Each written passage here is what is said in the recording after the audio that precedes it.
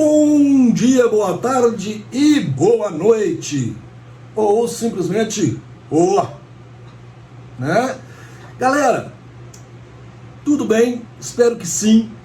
Desejo a vocês todo sucesso nessa jornada que se inicia agora, tá? E vamos começar a nossa primeira aula, a aula inaugural aqui do nosso curso com a biologia celular e contando para vocês um pouquinho de biologia celular. Tema esse extremamente importante para o nosso vestibular e até para entender aquilo que são assuntos lá da frente que você às vezes julga que é um assunto que você já domina, mas que está com algumas duvidazinhas, vai ver, não está com a base bem formada. A base é a biologia celular.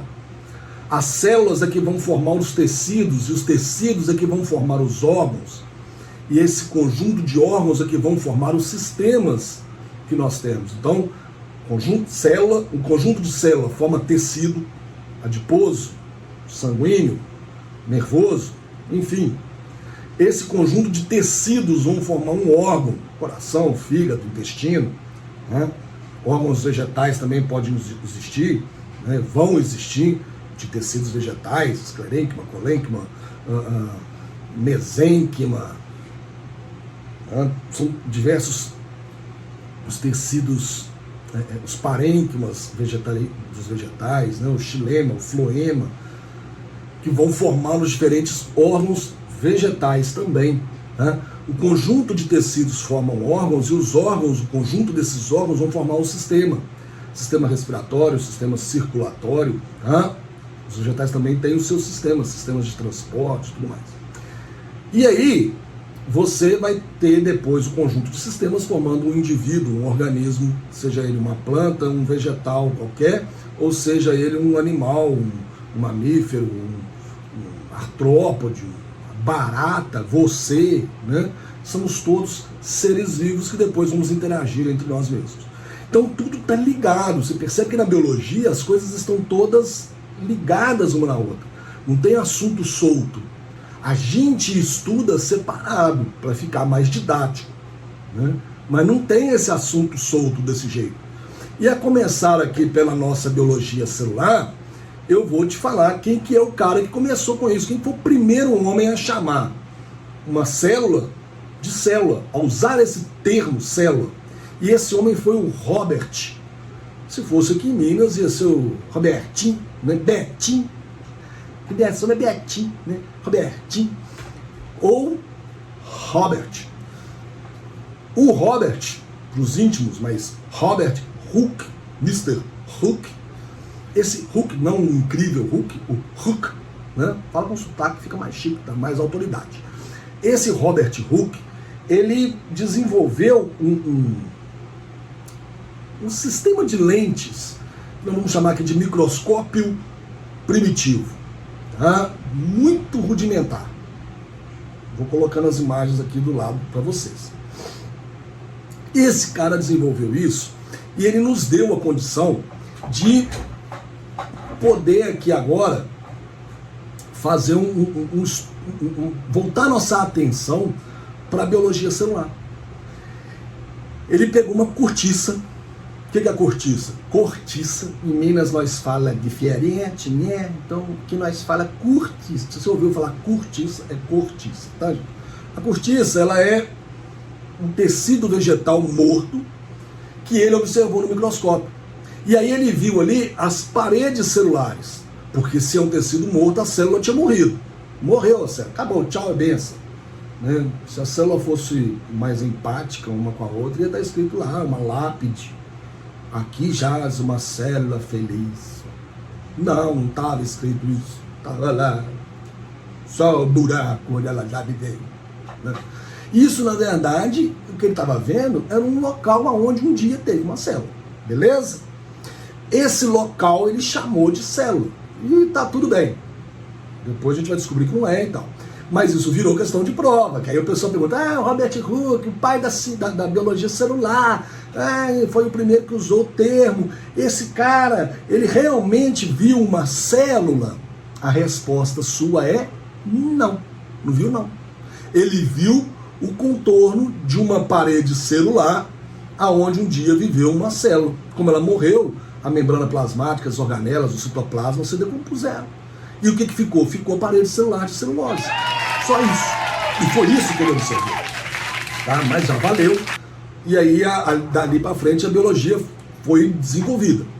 Veio um outro cara depois dele, melhorou o que ele já tinha inventado. E aí, a partir de agora, gente, a galera vai só melhorando. Tá? Viu que dá para fazer daquele jeito? Vamos melhorando isso aqui agora. Vamos embora. Tá? Ele desenvolveu um cara chamado Anton van Leeuwenhoek. Eu sou chique demais para falar. Sem ser isso não. É o mais próximo possível. Tá? Esse cara era um holandês.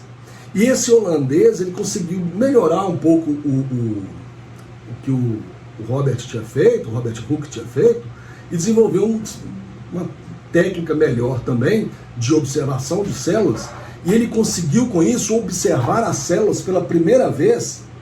E a gente vai ver com o nosso querido Leeuwenhoek, a gente vai ver células vivas se mexendo. Tá? Ele observou gota d'água. E aí ele chamou aquilo ali de animálculos. Ele observou o esperma. Mas observou. Tudo pelo bem da ciência. Tá valendo. Ele observou lá, botou o esperma e observou e viu os espermatozoides pela primeira vez. Então esse cara foi o primeiro cara que viu os espermatozoides, tanto de humanos quanto de outros animais. De outros animais. Eita! Vamos deixar isso para lá? Ele também viu esporos.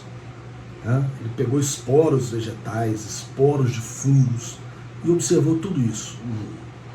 E ele chamou alguns de animálculos. E ele ficou conhecido por ser um cara que foi o primeiro a observar essas estruturas e a melhorar o nosso microscópio.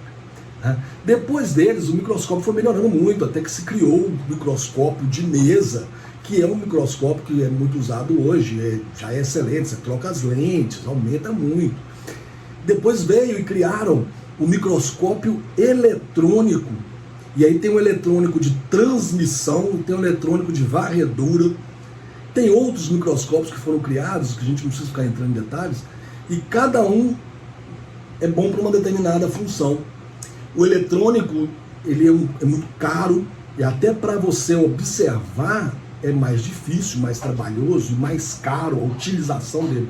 Não só o comprar, mas a utilização também é mais cara. Então não vai ficar gastando tanto o tempo todo. Né? O de varredura fica mais bonitinho, mas você só vai ver a superfície. Para você ver por dentro de alguma coisa, tem que cortar isso. Então existem milhões de técnicas para você fazer diferentes tipos de observações, diferentes tipos de colorações, e isso foi sendo desenvolvido ao longo dos anos e foi se aprendendo a observar as células e descobrir uma série de coisas sobre elas. Beleza? Schwann, só nome fácil de falar. Tá? Schneiden,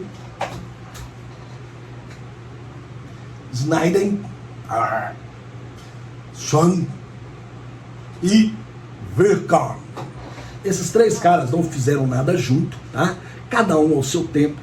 Entre os anos de 1838 até 1839, esses caras foram observando diferentes coisinhas ali, e eles observando plantas, observando animais e estudando esses organismos. Tá? Então aqui nós já temos quase 200 anos entre o Robert Hooke e a chegada agora dessa teoria celular, que é a teoria proposta por Schneiden, Schwann e Virchow no século XIX, em 1838 e 1839. E o que eles propuseram? Primeira coisa, todos os seres vivos, gente, todos, não é só você não é só o animal não, animal, planta, alga, protozoário, bactéria, todos os seres vivos são formados por células, ok? É com base nessa teoria, inclusive, que nós vamos excluir é ótimo, excluir. Então, nós vamos excluir os vírus de seres vivos. é uma discussão que a gente faz depois lá em vírus, tá? Em biologia, quando a gente for estudar virologia, a gente discute isso. Mas vírus a gente vai considerar como sendo um ser que a gente não considera ser um ser vivo. Tá bom? Mas vírus é uma pegadinha pro biólogo. Então a gente tem aí em todos os seres, primeiro pilar, todos são formados por células. Segundo pilar, todos os seres vivos que são formados por células, essa célula, ela é, na verdade, a unidade primordial, ou seja, a menor unidade possível de uma estrutura e de uma fisiologia, ou seja, ela é a menor unidade estrutural e funcional de um organismo. Muita gente, se você diminuir isso aí, não vai dar em nada. Tá? Isso é uma teoria celular. Você pensa, mas tem as organelas? Tem, mas elas precisam estar juntas para desempenhar todas as funções e estruturas que o ser vivo precisa. Tá bom? É um conjunto delas que vai fazer isso. É lógico, todas as células têm todas as organelas nas mesmas quantidades? Não. É lógico que isso vai variar de acordo com a função da célula. E se você pegar um grupo de células, nós vamos falar aqui as procariotas, elas nem vão ter organelas. Tá? E outra coisa que a teoria celular fala é que todas as células se originam de células pré-existentes. Isso nós vamos ver também quando a gente falar lá em evolução. Quando a gente começar a discutir os seres vivos, se eles são capazes de surgir de matéria inanimada ou não. Antigamente acreditava que sim, hoje, com base em várias coisas, a gente sabe que não. E a gente fala que todo ser vivo vem de um ser vivo pré-existente. E a gente fala aqui na teoria celular que todas as células vêm de uma célula pré-existente. Através de qual processo? Mitose. Tá? A meiose vai formar, geralmente vai formar gametas. Mas deixa isso mais pra frente. Ok? Dito isso, o que a gente vai falar aqui com vocês? Uma célula procariota. Nós temos dois tipos de células. Nós temos as células procariotas e as células eucariotas. E temos dois tipos de organismos. Os organismos unicelulares, aqueles formados por uma célula só, e os organismos pluricelulares, aqueles formados por duas ou mais células. Joia? Dito isso, eu vou te falar que na célula procariota, ela é uma célula extremamente simples, a célula mais simples que nós vamos encontrar, e significa célula primitiva. Tá? Essa célula procariota significa célula primitiva. Não sei se está dando para ver o meu mouse aqui, mas ó, vou rodar ele aqui para você acompanhar. O que você tem numa célula procariota? Do lado de cá eu tenho uma bactéria, do lado de cá uma cianobactéria. Ah, professor, qual é a diferença? É muito diferente. Não, a diferença é que nas cianobactérias elas fazem fotossíntese. Então elas têm clorofila e vocês vão tomar esse cuidado. Qual cuidado? Você fala assim, a cianobactéria faz fotossíntese, ela tem cloroplasto? Não, não tem. Cloroplasto é organela. Tá? Os vegetais possuem cloroplasto. Ela não. Tá? Vegetal, sim. E aí dentro do cloroplasto nós temos as clorofilas. Clorofila é uma molécula. E aí dentro das cianobactérias nós temos essas moléculas que fazem fotossíntese para ela. Tá? E aí ela consegue se nutrir dessa forma. Né? É um organismo que faz fotossíntese, então ela não se alimenta diretamente aqui. Bom, não vou entrar nos termos agora não, para não sair fazendo confusão. E aí eu tenho a nossa bactéria, que não faz fotossíntese. Né? E esse cara aqui, ele vai ter que absorver alimento do meio.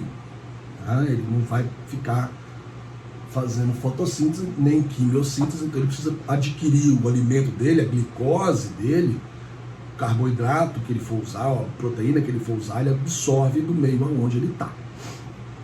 Então quando você vê muita bactéria crescendo em um determinado local, é porque ela está absorvendo o alimento daquele local. E aí ela vai digerir aquilo ali e vai fazer os processos que cada bactéria sabe fazer. Tá? Mas o que ela tem? Se ela é uma célula procariota, qual é a característica principal da célula procariota? E volta para mim aqui e eu vou te falar. A célula procariota, ela é uma célula primitiva, não tem núcleo, o material genético dela está disperso no citoplasma.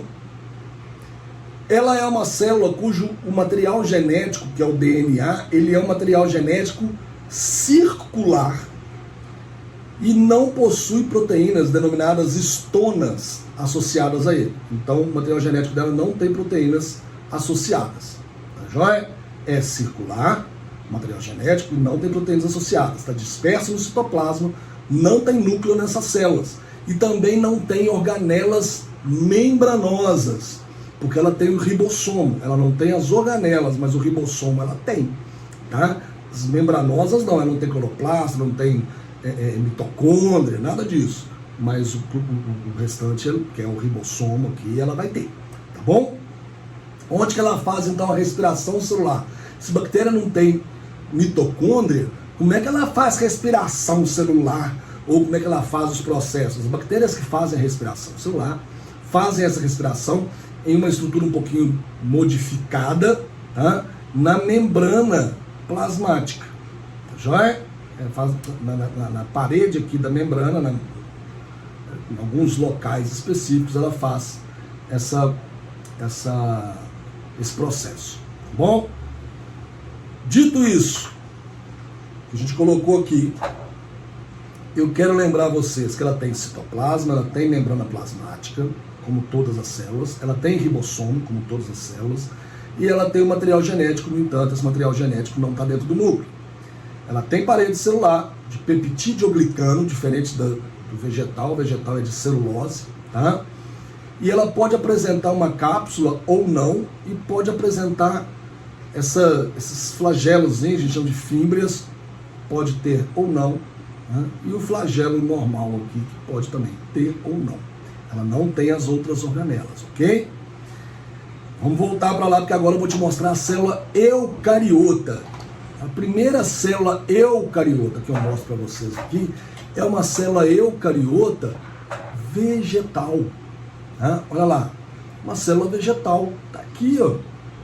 Essa parte verde dobradinha que nós estamos vendo aqui, ó, é a parede celular, a parede de cima de uma outra célula que está para lá. E essa aqui é a parede de baixo da célula que a gente está vendo em questão. Observa que você vai ver ali um núcleo bem definido aqui em rosa, tá? Uma área grandona parecendo uma bolha.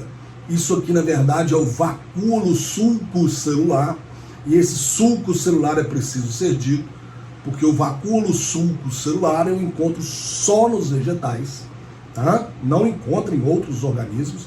Ah, mas tem o vacúolo, tem bicho que tem o protozoário. O protozoário, alguns protozoários vão apresentar, é um outro vacúolo denominado vacúolo contráctil. O vacúolo contráctil eu encontro nesses outros organismos. Aqui no vegetal eu só encontro o vacúolo sulco celular.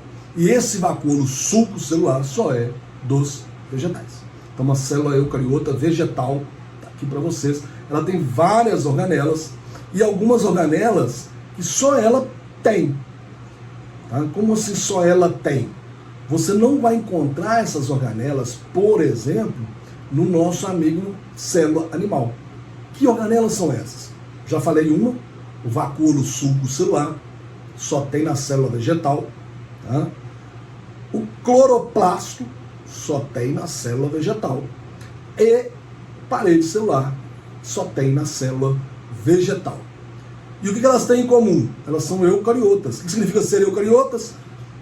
Possuem material genético encerrado ou preso dentro de um núcleo. Não chama ele de carioteca, tá, gente? Pode falar dentro de um núcleo, ou delimitado por membrana, que é a membrana nuclear, tá? Mas não usa o termo carioteca, não. Evita esse termo. Ele é ultrapassado já. Nós temos aqui também que aí não é exclusivo de ninguém, mas tem mitocôndria. Ah, professor, mas a célula vegetal tem mitocôndria, ela não já tem o cloroplasto? Não tem nada com o outro nesse sentido, não. A função de um é uma, a função do outro é outra. O cloroplasto vai ser um organismo, uma organela, que faz fotossíntese, alimentação da célula. A mitocôndria gasta aquilo que o cloroplasto produz, que é o alimento. Ela gasta esse alimento para produzir energia. Tá? Então, célula vegetal tem sim a mitocôndria. Tá? Então você tem as organelas aqui dentro dessa célula que a gente chama de célula vegetal. Tá? A parede celular de celulose, membrana plasmática, citoplasma, complexo de Golgi, tá? Retículo endoplasmático liso e retículo endoplasmático rugoso, estão todos aqui na célula vegetal, como também estão na célula animal. Só que na célula animal, essa que vocês estão vendo aqui agora, ela não vai ter a parede celular, né? Ela não vai ter o cloroplasto e ela não vai ter o vacúolo sulco celular. Mas ela tem uma coisa que não tem lá no vegetal, que são os centríolos. Centríolos e lisossomos não aparecem na célula vegetal. Ok? São parecidas, porém diferentes. Então, você já guardou aí, né, as diferenças. No material escrito teórico tem a tabela com as diferenças dessas células. Guarda essa diferença aí, tá bom? Não fica só no ouvir a aula aqui, não. Galera, então é isso. Tá? A introdução ao assunto de biologia celular, você vai ter que saber o que é uma célula eucariota, o que é uma célula procariota. Quem são os caras que começaram essa história de biologia celular, né? E saber diferenciar uma célula vegetal de uma célula animal. Beleza? Acompanhe aqui na aula gravada, leia o material e façam os exercícios na ordem. Né? Você tem um período ali que é um exercício de fixação, às vezes você vai fazer o de fixação e fala assim, é facinho, que idiota. É para ser idiota, é para você guardar o assunto. Depois que você aprender isso, aí beleza, você faz os do Enem. Depois você faz aqueles que a gente elaborou, né, a partir de dados aí que a gente tem, ideias, e montamos isso aí. Um outro que é o do sinapse, né, exercícios do sinapse. Tá? Bons estudos, um abraço, fica com Deus.